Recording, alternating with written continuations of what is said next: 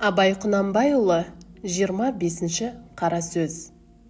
Балаларды оқытқанда жақсы, бірақ құлшылық қыларлық қана, түркі танырлық қана таза оқыса болады. Оның үшін бұл жер Дарул Харап, мұнда әуелі мал табу керек, онан соң араб, парсы керек. Қарны аш кісінің көңілінде ақыл, бойында ар, ғылымға құмарлық қайдан тұрсын? Ашап ішімге малдың тапшылығы да ағайынның араздығына уә әртүрлі пәлеге, ұрлық, зорлық, қулық, сұмдық секілді нәрселерге үйірлендіруге себеп болатұғын нәрсе. Мал тапса, қарын тояды. Онан соң білім түгіл өнер керек екен. Соны үйренейін, не балама үйретейін деп ойына жақсы түседі. Орысша оқу керек, хикмет те керек. Мал да, өнер де, ғылым да бәрі орыста тұр. Зарарынан қашық болу, пайдасына ортақ болуға тілін, оқуын, ғылымын білмек керек. Оның себебі олар дүниенің тілін білді. Мұндай болды. Сен оның тілін білсең, көкірек көзің ашылады. Әрбіреудің тілін, өнерін білген кісі оны менен бірдейлік дағуасына кіреді. Аса арсыздана жалынбайды. Дінге де жақсы білгендік керек. Жорғалықпенен көңілін алсам екен деген надан әке шешесін, ағайын жұртын, дінін, адамшылығын жауырынынан бір қаққанға сатады.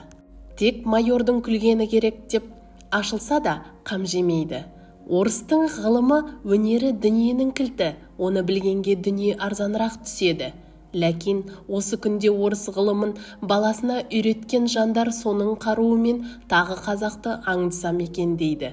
Жоқ, олай ниет керек емес. Малды қалай адал еңбек қылғанда табады екен, соны үйретейік. Мұны көріп және үйренушілер көбейсе, ұлықсыған орыстардың жұртқа бірдей законы болмаса, законсыз қорлығына көнбес едік. Қазаққа күзетші болайын деп, бізде ел болып, жұрт білгенді біліп, халық қатарына қосылудың қамын жейік деп ниеттеніп үйрену керек.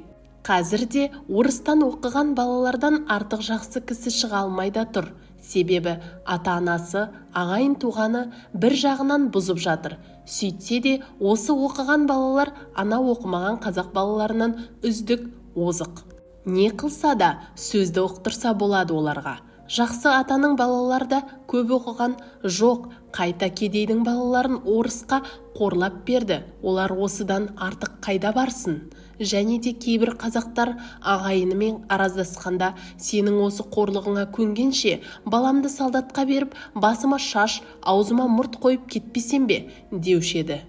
Осындай жаман сөзді Құдайдан қорықпай, пендеден ұялмай айтқан қазақтардың баласы оқығанменен не бола қойсын? Сонда да өзге қазақ балаларынан артық үйренгені немене? Қай көп үйреніпті? Кірді, шықты, ілді, қайтты. Түбегейлеп оқыған бала да жоқ. Әкесі ел ақшасымен оқығанға әрең оқытады. Өз малын не қылып шығарсын? Турасын ойлағанда балаңа қатын әперме, енші берме. Барыңды салсаң да балаңа орыстың ғылымын үйрет. Мына мен айтқан жол мал аяр жол емес. Құдайдан қорық, пендеден ұял, балаң бала болсын десең, оқыт, мал аяма. Әйтпесе бір ит қазақ болып қалған соң, саған рахат көрсете ме, өзі рахат көре ме, я жұртқа рахат көрсете ме?